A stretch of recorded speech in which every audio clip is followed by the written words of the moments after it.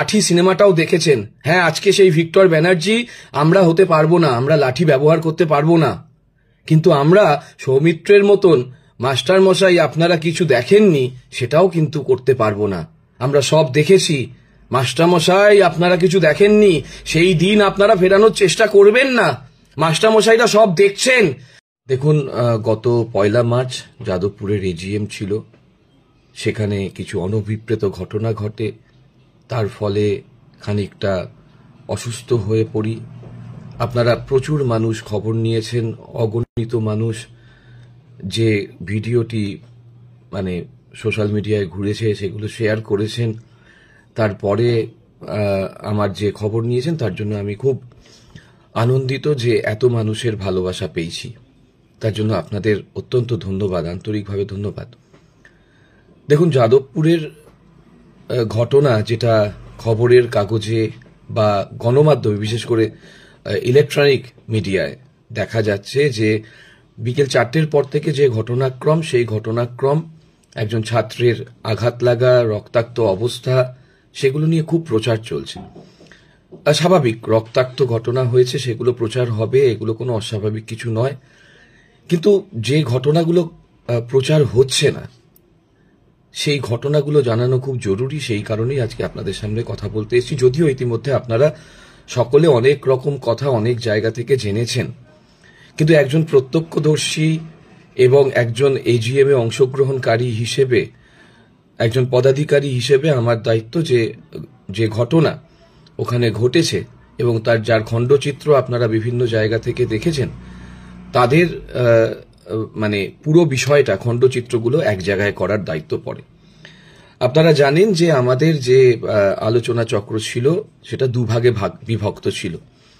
ওয়েবকুপা মানে আমাদের যে অধ্যাপক সমিতি, তৃণমূল অধ্যাপক সমিতি সভা ছিল, সেই সভায় আমরা প্রত্যেকে উপস্থিত হই। মানে এ যাবৎকালের যে সভা 2013 সালের পর এত বড় সভা এর আগে হয়নি। 2013 সালে এরকমই একটি সভা হয়েছিল ক্যালকাটা ইউনিভার্সিটি হলে, সেখানে এর থেকে বেশি খানিক কাছাকাছি সংখ্যায় সদস্যরা এসেছিলেন এবং তারপরে এত বড় সভা এই প্রথম হলো। মাঝে আমরা বিভিন্ন জায়গায় সভা করেছি, এজিএম করেছি, কিন্তু এরকম বড় স্তরের হয়নি, এবং তাও কলকাতার প্রিমিয়ার ইনস্টিটিউট এবং ভারতের অন্যতম 4 নম্বর এনআইআরএফ র্যাঙ্কধারী প্রতিষ্ঠান যাদবপুর ইউনিভার্সিটিতে। এবার এই যে 3600 কাছাকাছি অধ্যাপক সেখানে উপস্থিত হলেন, তার যে জমায়েত এবং তার যা প্রভাব, এবং অবশ্যই ওয়েবকুপা মানে তৃণমূল অধ্যাপক সমিতি, কারণ তৃণমূলের শিক্ষা সেলের আন্ডারে এটা পড়ে, যার সভাপতি মাননীয় ব্রাত্য বসু। তার যে প্রভাব, সেই প্রভাব কেউ অস্বীকার করতে পারে না। আমাদের সভা 11টার পর থেকেই শুরু হয়ে যায়, 9:30 থেকে রেজিস্ট্রেশন চলে। আমরা 11টার পর থেকে দেখতে থাকি যে কিছু ছাত্র বিভিন্নভাবে বিভিন্ন জায়গায় রাস্তার মধ্যে স্লোগানিং করছে, মুখ্যমন্ত্রী এবং শিক্ষামন্ত্রী সম্পর্কে কটূক্তি করছে, বিভিন্ন রকম পোস্টার, ব্যানার, ব্যঙ্গচিত্র সেগুলোতে চারিদিক ছেয়ে গিয়েছে, যেটা তার আগের দিন রাত্রির অবধি ছিল না।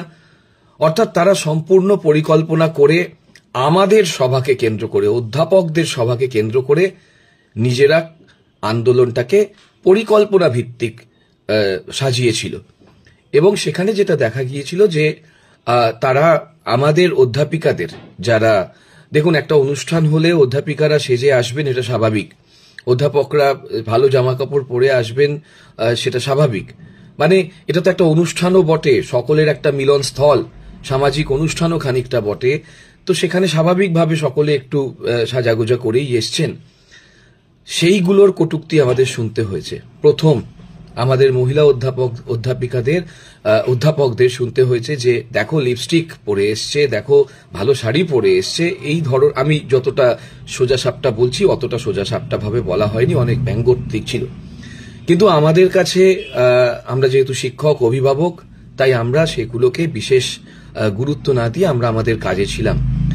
প্রথম যে জাতীয় স্তরের আলোচনা চক্র ছিল, সেই আলোচনাটা চক্র ছিল যে শিক্ষাক্ষেত্রে গেরুয়াকরণ এবং তার কিভাবে ভবিষ্যৎ, তার প্রতিকার কি হবে সেই সম্পর্কে। জানেন, সেখানে বিশিষ্ট রাজনৈতিক বিশ্লেষক, সাংবাদিক জয়ন্ত ঘোষাল এসেছিলেন, তিনি ইতিমধ্যে তার ফেসবুক পোস্ট একটা করেছেন, বিস্তারিত লিখেছেন ফেসবুক পোস্টে কি কি ঘটনা ঘটেছিল, তার প্রত্যক্ষদর্শী হিসেবে তিনি সেগুলো তার ফেসবুক ওয়ালে তুলে ধরেছেন। জয়ন্ত ঘোষাল ছিলেন বিশিষ্ট অধ্যাপক, বিদ্যাসাগর ইউনিভার্সিটির প্রাক্তন উপাচার্য শিবাজি প্রতিম বসু আমার মাস্টারমশাই, এবং ছিলেন যাদবপুরের প্রাক্তনী তৃণমূল কংগ্রেসের অন্যতম সৈনিক বর্তমানে জয়প্রকাশ মজুমদার। তারা তাদের বক্তব্য রেখেছেন। বক্তব্য রেখে জয়প্রকাশ মজুমদার বেরিয়ে যান। তারপরে লাঞ্চ হয়, যদিও সেখানে জয়ন্ত ঘোষাল এবং অন্যান্য উপাচার্য যারা ছিলেন তৎসহ আমাদের শিবাজি বাবু তিনিও ছিলেন। প্রত্যেকে তাদের সঙ্গে মানে একে অপরের সঙ্গে বাক্যালাপ করছেন। ইতিমধ্যে ব্রাত্য বসুকে ওয়েলকামের জন্য আমরা দাঁড়িয়েছিলাম। ব্রাত্য বসু আসেন, এসে তিনি ব্যাক স্টেজে থাকেন, আমরা আলাপচারিতা করতে থাকি। কিন্তু এই যে লাঞ্চ মানে এই যে মধ্যাহ্নভোজের বিরতি, লাঞ্চ ব্রেক, সেই সময় একটা অধ্যাপকরা এদিক ওদিক স্বাভাবিক যাবেন, বিভিন্ন জায়গায় তারা খাচ্ছেন, মঞ্চটা খানিকটা খোলা, ওএটি অর্থাৎ ওপেন এয়ার থিয়েটার সেটা খানিকটা খোলা। এই সুযোগে বেশ কিছু ছাত্রছাত্রী তারা ওই ভেতরে ওএটির ভেতরে ঢুকে যায় এবং তারা স্লোগানিং করতে থাকে। তারা বারংবার শিক্ষামন্ত্রীর সঙ্গে দেখা করতে চায় এবং তাদের উত্তেজনা ধীরে ধীরে বাড়তে থাকে, কারণ আমাদের ভলেন্টিয়াররা তাদের স্টেজে উঠতে দেয়নি। এবং এটা স্বাভাবিক যে আমাদের অধ্যাপকদের অনুষ্ঠান, সেখানে স্টেজে উঠে তারা আমাদের অধ্যাপকদের অনুষ্ঠান যেটা পূর্ব ঘোষিত, সেইখানে কোনো অনুমতি ছাড়া তারা উঠবে সেটা আমরা করতে দিতে চাই না, কারণ আমাদের এজিএমটা সফল করার দায়িত্ব আমাদের রয়েছে। তারপরে সেই ঘটনা যখন ব্রাত্য বসু জানতে পারেন, ব্রাত্য বসু স্বাভাবিকভাবে, যেহেতু একজন গণতান্ত্রিক মনস্ক সম্পন্ন মানুষ, তিনি বলেন স্বাভাবিক, ছাত্ররা তো আমার সঙ্গে দেখা করতেই পারে, ছাত্ররা দেখা করবে, আমরা দেখা করব, আমরা তাদের সঙ্গে কথা বলবো। তুমি প্রদীপ্ত ওদেরকে গিয়ে বলো যে আমি ওদের সঙ্গে আমাদের অনুষ্ঠান শেষ হয়ে গেলে দেখা করব, তবে এটা তো অধ্যাপকদের অনুষ্ঠান, এইভাবে ওরা যেন অধ্যাপকদের অনুষ্ঠানে মানে কোনো সমস্যা না ঘটায়। কিন্তু ততক্ষণে তারা যেহেতু স্টেজে উঠতে পারছে না এবং তৎক্ষণাৎ মানে তাদের দাবি অনুষ্ঠান চুলোয় যাক বা যাই যাক, তাদেরকে ব্রাত্য বসুর সঙ্গে দেখা করতে দিতে হবে এবং তাদের দাবি সম্বলিত যে পত্র সেগুলো নিতে হবে। এবং ব্রাত্য বসু বলেন অবশ্যই আমি নেব। আমি সেই খবরটি প্রথমে তাদের দিতে যাই, একদম তখন সম্ভবত 2:05 এরকম সময় বাজে, আফটার 1:45 মেবি, এক্স্যাক্ট টাইমিংটা মনে নেই। কিন্তু তারা আমার কথা শুনতে চায় না। আমি প্রথমেই তাদেরকে বলি তোমরা শান্ত হও, তোমরা এই ধরনের আচরণ করো না।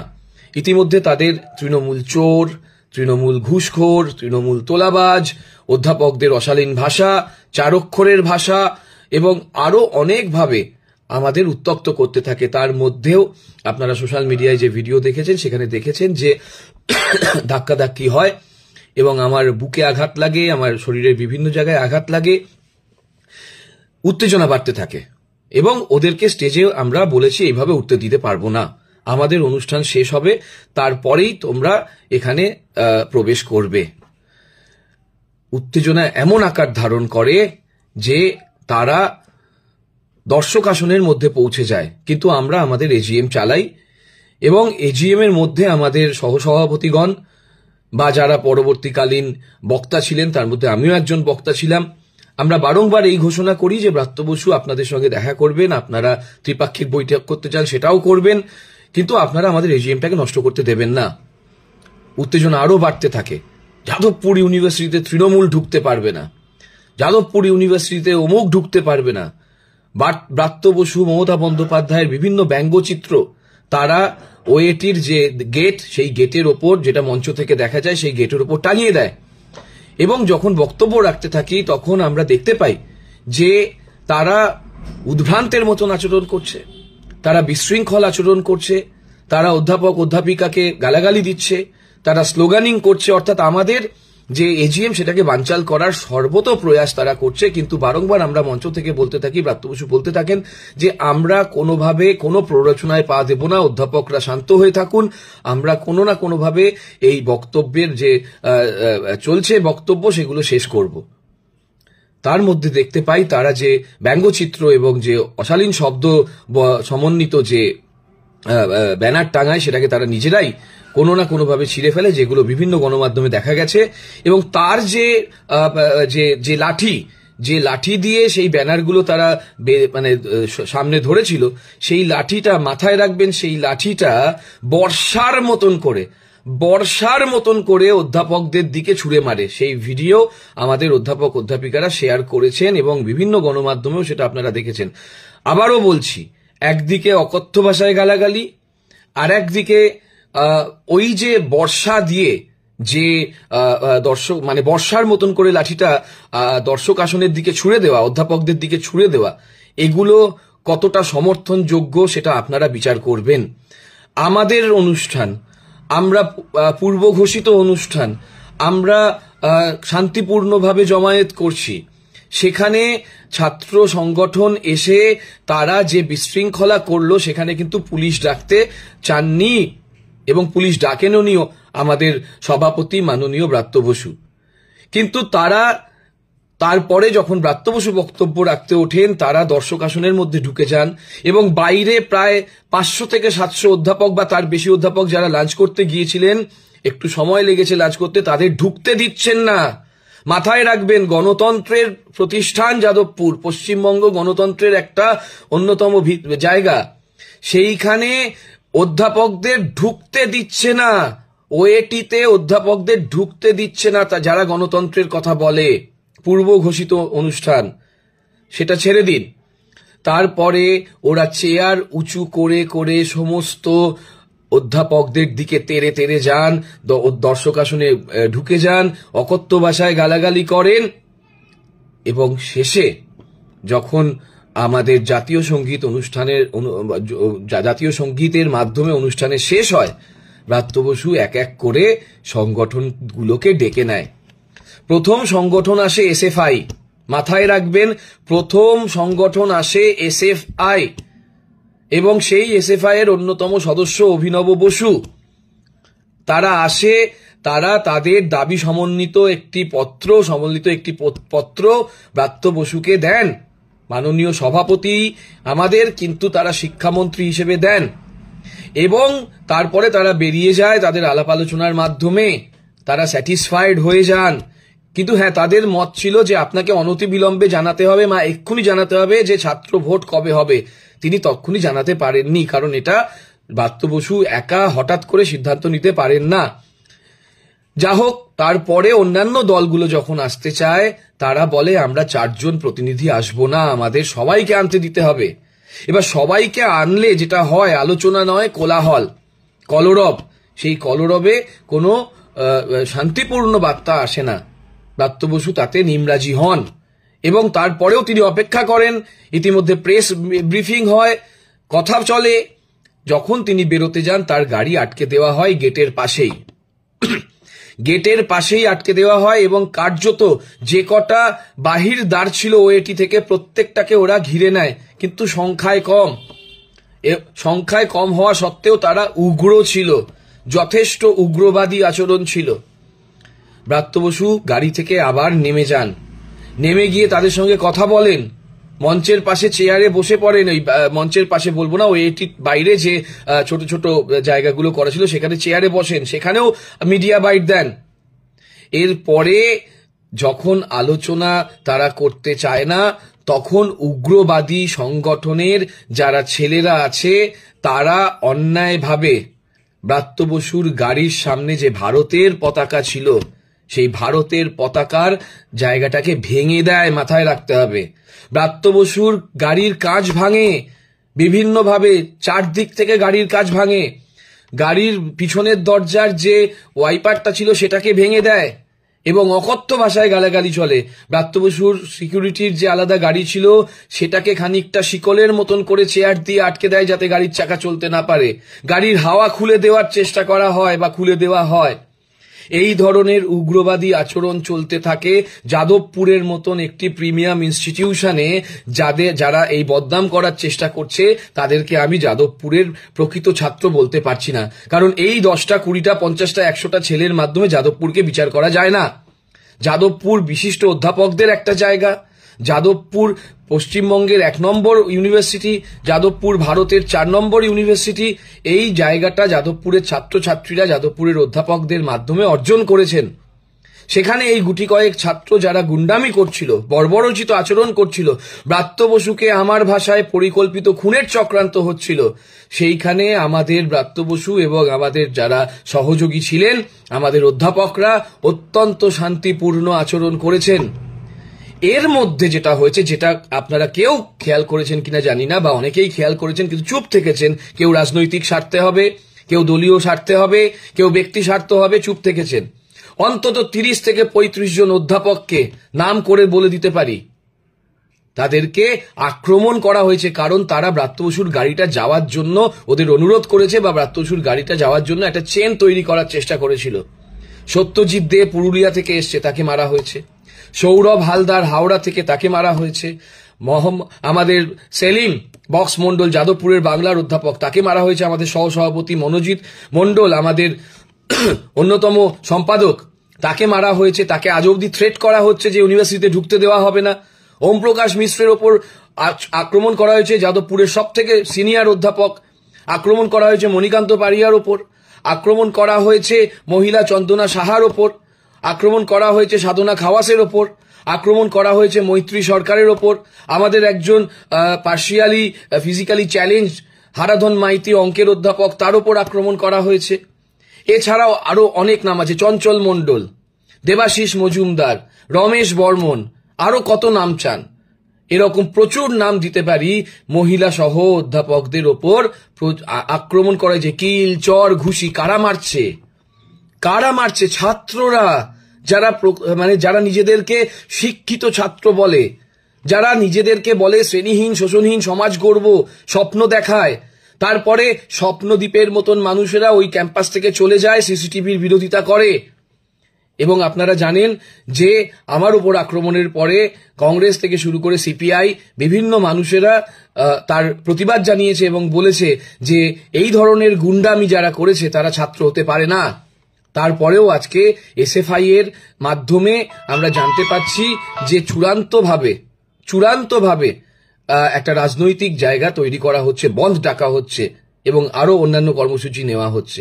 মানুষ থেকে বিচ্ছিন্ন হয়ে যাওয়ার পরেও এই ধরনের হুলিগানিজম, সেটাকে মানা যায় না।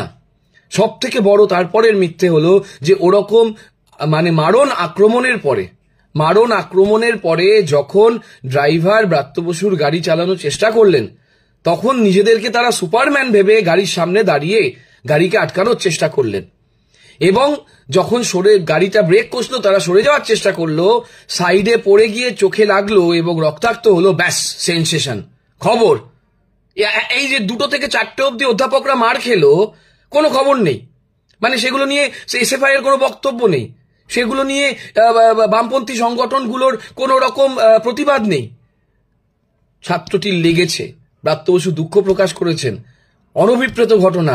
এই ঘটনা একটা অ্যাক্সিডেন্ট, কিন্তু মারটা অ্যাক্সিডেন্ট ছিল না। যে ঘটনাটা ঘটেছে খানিকটা নাটকীয় ঘটনা, খানিকটা নিজে ইচ্ছাকৃত ঘটনা।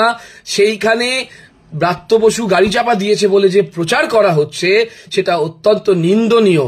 কিন্তু আমি যদি মেনেই নিলাম যে একটা সব থেকে খারাপ ঘটনা ঘটেছে, 2 থেকে 4টে অব্দি অধ্যাপকদের যে মার দেওয়া হলো, সেই মারগুলোর ব্যাপারে আপনারা কি বলবেন কমরেড বন্ধু? সেই মারগুলোকে তো আপনারা জাস্টিফাই করতে পারেন না। আমরা যেমন বলছি যে ঘটনাটা ঘটেছে, যে গাড়ির পাশে পড়ে গিয়ে স্কুটিতে লেগে যার চোখ ফেটে গেছে, এখানে অনেক রকম আমাদের তৃণমূলের বন্ধুরা তারা তাদের বক্তব্য রেখেছেন। দেবাংশু অসামান্য একটা বিশ্লেষণ করেছেন, কুণালদা তার বিভিন্ন টুইটে পোস্টে, মৃত্যুঞ্জয় তার বিভিন্ন টুইটে পোস্টে বা অন্যান্যরা প্রত্যেকে তাদের বক্তব্য রেখেছেন। সেখানে একটা গাড়ির মধ্যিখানে বনেটের সামনে যদি কেউ পড়ে যায় তার কতটা আঘাত লাগতে পারে সেটা আপনারা জানেন। এবার মজার কথা হচ্ছে, আমি হসপিটালে ছিলাম, আমি নিজে হসপিটালে ভর্তি হয়েছিলাম, আমি সেটা নিয়ে খুব একটা প্রসার করতে চাইনি। এবং দেখবেন আমার পরীক্ষা হয়ে যাওয়ার পরে, আমার শারীরিক পরীক্ষা হওয়ার পরে, আমার ভাইটালস চেক আপের পরে, আমার এক্সরে হওয়ার পরে যখন আমি বেডে ফিরে আসি, তখন আমার ডান দিকে ছিল অভিনব বসু, বাঁ দিকে ছিল সম্ভবত ছেলেটির নাম ফিরোজ বা এরকম কিছু, আমার ঠিক মনে নেই। অভিনবর কাছে ডাক্তাররা এলেন, তার যন্ত্রণা হচ্ছে তার পায়ে, তার নাকি ওম প্রকাশ মিশ্র তার মানে গাড়ি চালিয়ে দিয়েছে তার পায়ের ওপর থেকে। কিন্তু ওম প্রকাশ মিশ্রকে হ্যারাস করেছে যারা, তারপরে ওম প্রকাশ মিশ্র কিন্তু একটা গণমাধ্যমের গাড়িতে গিয়েছেন। মাথায় রাখতে হবে, একটা গণমাধ্যমের গাড়িতে গিয়েছেন, সেই জন্য সেই গণমাধ্যমগুলো কিছু বলতে পারছে না। ওম প্রকাশ মিশ্র নিজের গাড়িতে যেতে পারেননি, তাকে তার পাঞ্জাবি ছিঁড়ে দেওয়া হয়েছে, তাকে আক্রমণ করা হয়েছে। অভিনব বসুর পায়ের ওপর থেকে যদি গাড়ি যেত, হাঁটুর ওপর থেকে বা শিনবনের ওপর থেকে গেছে বলে আমরা জানতে পাচ্ছি। শিনবন কিন্তু ভাঙেনি। অত বড় একটা গাড়ি, একটা রোগা পটকা ছেলে যে সকাল থেকে স্লোগানিং করছে, তার কিন্তু পা ভাঙেনি, বা রিপোর্ট আমরা যা দেখেছি তাতে সে মোটামুটি অসুস্থ কিন্তু সুস্থ হয়ে যাবে। কিন্তু যে মানসিক যন্ত্রণা এই শিক্ষা ক্ষেত্রে তৈরি করলো এসএফআই এবং তৎসহ এই সমস্ত উগ্রবাদী সংগঠনগুলো, যে ইতিহাস রচনা করলো, সেই ইতিহাস কি কখনো যাদবপুরের যে ঐতিহ্য, সেই ঐতিহ্যের যে কলঙ্ক, তা থেকে দূর হতে পারে? এই প্রশ্নটা আপনারা কেউ করবেন না? যে যাদবপুরের যে দীর্ঘ ঐতিহ্য, সেই ঐতিহ্যে যে কলঙ্কের ইতিহাস তৈরি হলো, অধ্যাপকেরা মার খেলেন, আমরা যারা অধ্যাপকরা মার খেলাম, ৩,৫০০ অধ্যাপক, মাথায় রাখতে হবে এর প্রভাব আপনারা জানেন। ওই আলথুসারের কথা, Lenin philosophy and other essays 1976, সেখানে আলথুসার বলেছিলেন না, আইএসএ, আইডিওলজিক্যাল স্টেট অপারেটাস।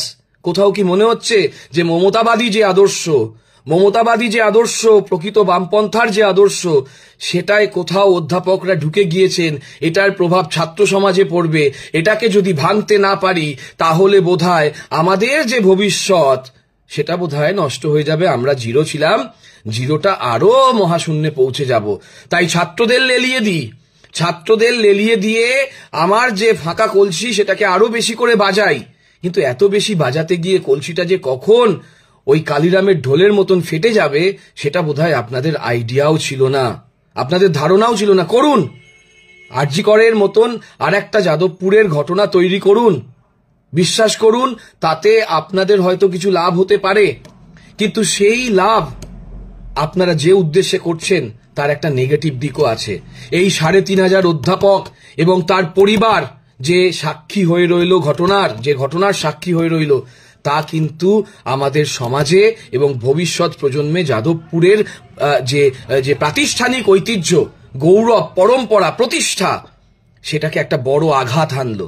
এটার রিকভার করার দায়িত্ব নেবেন না কমরেড বন্ধুরা? যে সমস্ত জুটার অধ্যাপকরা আজও অবধি উস্কানি দিয়ে যাচ্ছেন, এর প্রভাব আপনারা নেবেন না, এর নেগেটিভ প্রচার আপনারা নেবেন না। স্বপ্নদ্বীপের নেগেটিভ প্রচার তো বেশ ভালো ঘুরিয়ে দিয়েছেন। জার্নালিজমের যে অন্যায় খাতা দেখা, সেইটা খুব সুন্দর মুছে দিয়েছেন খুব সুন্দরভাবে। স্কলারশিপ সংক্রান্ত যে দুর্নীতি, খুব সুন্দরভাবে মুছে দিয়েছেন। অ্যাটেন্ডেন্স নিয়ে যে দুর্নীতি দিনের পর দিন করছেন, খুব সুন্দরভাবে মুছে দিয়েছেন। জুটার অধ্যাপকরা কোনোদিন সাইন করেন না, কখন আসেন কখন যান কোনো ঠিক নেই। যাদবপুরে কোনো অ্যাটেন্ডেন্স সিস্টেম নেই অধ্যাপকদের জন্য। খুব ভালো আছেন, সরকারের টাকা নিচ্ছেন, গবেষণা করছেন, নিজের নাম করছেন, বড় বড় প্রতিষ্ঠানে চলে যাচ্ছেন। তারপরে কিন্তু আপনারা আমাদের যে ঐতিহ্য, বাংলার যাদবপুরের যে ঐতিহ্য, সেটা নিয়ে কিছু ভাবছেন না। আপনাদের একবার ভেবে দেখা উচিত যে প্রভাবটা তৃণমূলকে আপনারা অপয়ান্ত করতে পারেন, কিন্তু ৩,৫০০ অধ্যাপক যখন পৌঁছাচ্ছে তৃণমূলের যে সহযোগী সংগঠন ওয়েবকুপায়, তখন তার প্রভাবটাকে কিন্তু আপনারা অস্বীকার করতে পারেননি। তাই আমাদের সভায় ওই ধরনের আক্রমণ আপনারা করে গিয়েছেন। ভাবতে পারছেন বর্ষার মতন মানে লাঠিটা ছুঁড়ে দেওয়া হচ্ছে? এটা কখনো ভাবা যায় যে একটা ছাত্র এটা করতে পারে তার শিক্ষকের দিকে? শুনুন, লাঠি সিনেমাটাও দেখেছেন। হ্যাঁ, আজকে সেই ভিক্টর ব্যানার্জি আমরা হতে পারবো না, আমরা লাঠি ব্যবহার করতে পারবো না। কিন্তু আমরা সৌমিত্রের মতন মাস্টার মশাই আপনারা কিছু দেখেননি, সেটাও কিন্তু করতে পারবো না। আমরা সব দেখেছি। মাস্টার মশাই আপনারা কিছু দেখেননি, সেই দিন আপনারা ফেরানোর চেষ্টা করবেন না। মাস্টার মশাইরা সব দেখছেন, আর যে গুটি কয়েক মাস্টার মশাইয়ের পিছনে আপনারা লুকাচ্ছেন, তারাও রিটায়ারমেন্ট করবেন খুব শিগগিরই। তাহলে বুঝে দেখুন যে আপনারা যে ধরনের ঘটনাক্রম দিয়ে যাদবপুরের ঐতিহ্যকে নষ্ট করার দিকে নিয়ে যাচ্ছেন, সেখানে আপনারা প্রতিবাদ প্রতিরোধ কোন পথে করবেন, কোন দিকে করবেন?